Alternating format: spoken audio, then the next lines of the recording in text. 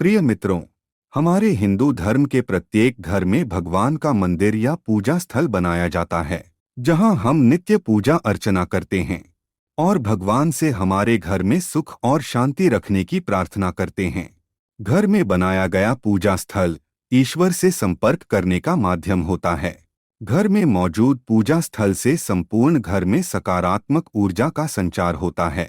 अपने घर के पूजा स्थल में रखी देवी देवताओं की मूर्तियां ईश्वर का चिंतन करने का सबसे सरल उपाय होता है, जिसके द्वारा हम अपने इष्ट देव से मनोकामनाएं मांगते हैं। लेकिन दोस्तों, कई बार हमें हमारी पूजा का फल नहीं मिलता है। घर में पूजा घर होने के बावजूद भी घर में सुख शांति नहीं रहती है। लड़ाई झगड़े वाद विवाद होते ही रहते हैं। इसके पीछे का कारण वास्तुदोष हो सकता है। वास्तुशास्त्र के अनुसार घर में उत्पन्न होने वाले सभी अशुभ संकेत और नकारात्मक वातावरण का कारण मंदिर में रखी गई भगवान की मूर्तियां भी हो सकता है, अथवा घर के मंदिर का निर्माण वास्तु के नियमों के अनुसार न किया गया हो, तब भी ऐसी समस्याएं प्रकट होने लगती हैं।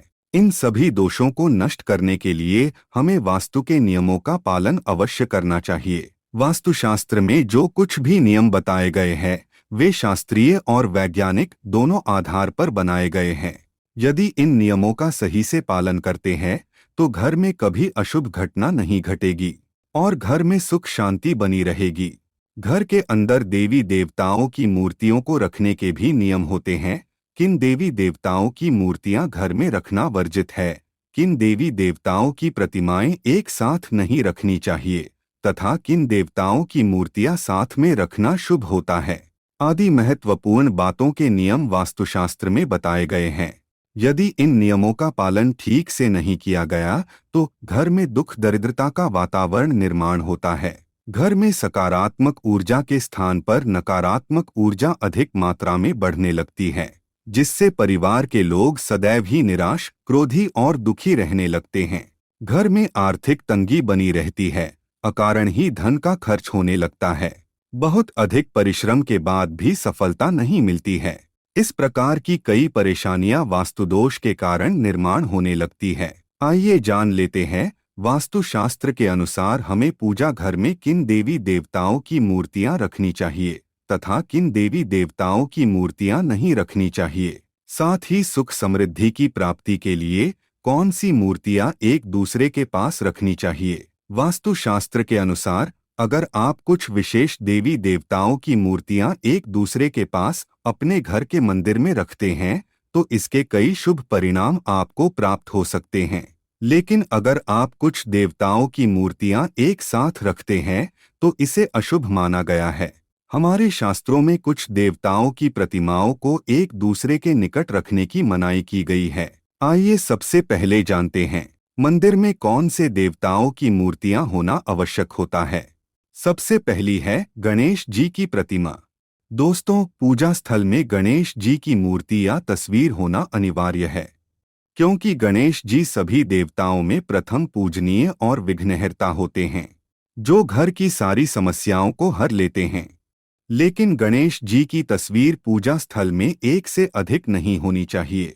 विशेष तौर पर गणेश जी की मात्र एक ही तस्वीर होनी चाहिए। वहीं अगर गणेश जी की तस्वीर मां लक्ष्मी के साथ है और गणेश जी मां लक्ष्मी के बाईं तरफ विराजित है तो यह बड़ा ही शुभ माना जाता है। ऐसी मूर्तियां घर के सभी विघ्नों, समस्याओं और नकारात्मक ऊर्जा को नष्ट कर देती है। दूसरी है मां लक्ष्मी की प्रतिमा। धन और समृद्धि पाने के लिए पूजा स्थल में मां लक्ष्मी की तस्वीर अवश्य होनी चाहिए। लेकिन पूजा स्थल में केवल मां लक्ष्मी की तस्वीर घर के वास्तु के लिए कभी भी शुभ नहीं मानी जाती है। मां लक्ष्मी के साथ नारायण की मूर्ति होना अति आवश्यक है, क्योंकि जगतपाल विष्णु मां लक्ष्मी के पति है और मां लक्ष्मी बिना भगवान विष्णु के किसी भी घर में नहीं जाती है। वहीं मां लक्ष्मी को प्रसन्न करने के लिए नित्य मां लक्ष्मी से पहले भगवान विष्णु की पूजा करनी चाहिए। ऐसा करने से घर में संपन्नता और वैभव बना रहता है।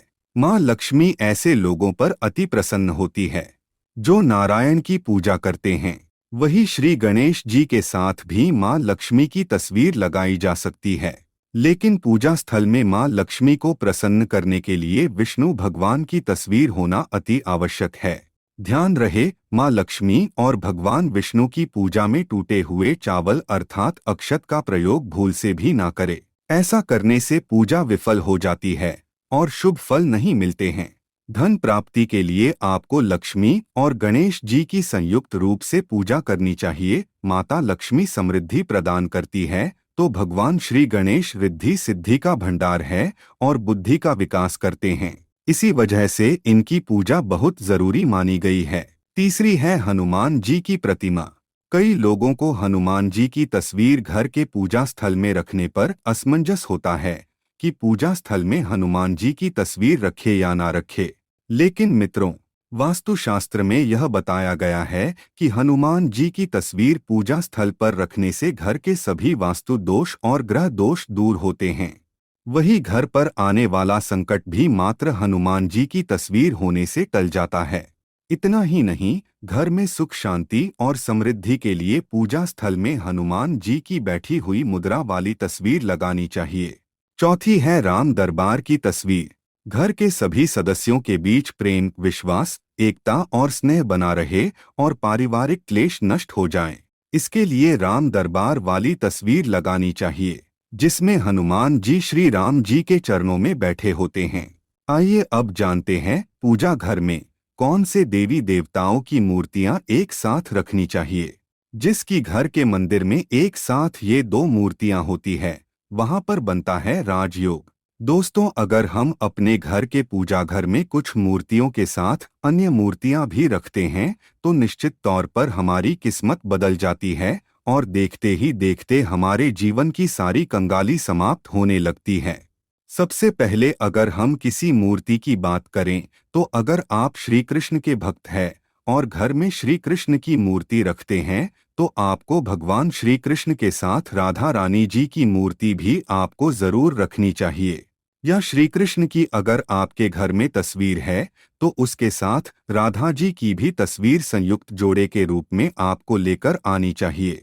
यह प्रेम और एकता की एक ऐसी अनूठी मिसाल है कि जिस घर में इन दोनों की तस्वीरें होती है, समझ लीजिए उस घर के अंदर किसी भी प्रकार का गृह क्लेश नहीं होता है।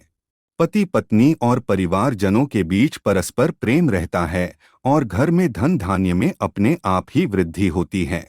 पूजा घर में कभी भी भगवान विष्णु, शिवजी और ब्रह्मदेव की मूर्ति अथवा प्रतिमा एक साथ नहीं रखनी चाहिए।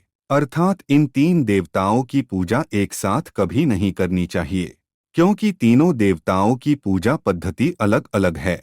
भगवान विष्णु की पूजा तुलसी पत्र के बिना अधूरी होती है तो शिव जी पर तुलसी पत्र चढ़ाया नहीं जाता है और घर में ब्रह्मदेव की पूजा करना वर्जित माना गया है। इसीलिए यदि आपके घर में इन देवताओं की प्रतिमाएं एक साथ रखी हुई है तो उन्हें तुरंत अलग रखें। आप चाहे तो ब्रह्मा, विष्णु और महेश की तस्वीर घर में दीवार पर लगा सकते हैं, किंतु इन्हें पूजा घर में एक साथ भूल से भी ना रखें। इस बात का ध्यान रखें कि घर में अंगूठे से बड़े आकार का शिवलिंग आपको भूलकर भी नहीं रखना चाहिए।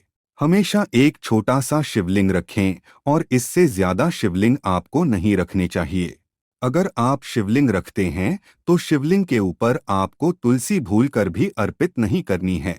अगर आपने शिवलिंग रख भी दिया है और तुलसी अर्पण कर दी है तो शिव जी क्रोधित हो जाते हैं। दोस्तों, अगर आप अपने घर में हनुमान जी की तस्वीर लगाना चाहते हैं तो इस तस्वीर को भूल से भी बेडरूम के अंदर ना लगाएं अथवा पति पत्नी के कमरे में नहीं लगाना चाहिए। हनुमान जी ब्रह्मचारी है और पति पत्नी रात्रि में रति क्रिया करते हैं। ऐसे में हनुमान जी की तस्वीर का अपमान होता है। आप घर में अन्य किसी भी स्थान पर हनुमान जी की तस्वीर लगा सकते हैं, लेकिन पति पत्नी के बेडरूम में नहीं लगानी चाहिए। उस स्थान पर यदि आप राधा कृष्ण की तस्वीर अथवा मूर्ति पति पत्नी के बेडरूम में रख सकते हैं। इससे पति पत्नी के बीच में प्रेम बढ़ता है और वैवाहिक जीवन सुखमय बनता है।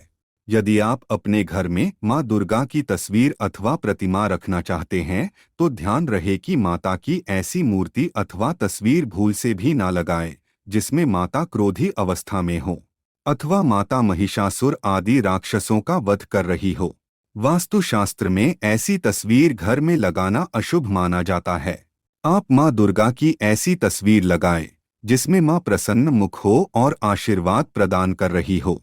किसी भी देवी देवता की क्रोधी अवस्था वाली तस्वीर अथवा प्रतिमा घर में नहीं लगानी चाहिए। साथ ही ध्यान रहे कि पूजा घर में आपके मृत परिजनों की तस्वीरें नहीं रखनी चाहिए और न ही अन्य देवी देवताओं के साथ उनकी पूजा करनी चाहिए। केवल पितृपक्ष में ही मृत परिजनों की पूजा की जाती है। इसी तरह आपको भैरव भगवान की तस्वीर या भगवान शनिदेव की अथवा राहु केतु की तस्वीरें अपने घर में ही नहीं लगानी चाहिए। प्रतीकात्मक रूप से आप घर के पानी रखने के स्थान पर उनकी पूजा कर सकते हैं, क्योंकि इनकी साधना तंत्र मंत्र और विशेष नियमों का पालन करके की जाती है। घर के अंदर वैसे ही आप उनका पूजा पाठ नहीं कर सकते हैं। उनके पूजा पाठ में अगर किसी प्रकार की कमी रह जाती है तो इसके भयंकर दुष्परिणाम भोगने पड़ सकते हैं। तो दोस्तों, उम्मीद है आपको यह जानकारी अच्छी लगी होगी। वीडियो को लाइक जरूर करें। कमेंट में जय मां लक्ष्मी तथा जय श्री कृष्ण अवश्य लिखें। साथ ही चैनल को सब्सक्राइब करें। आप सभी का धन्यवाद।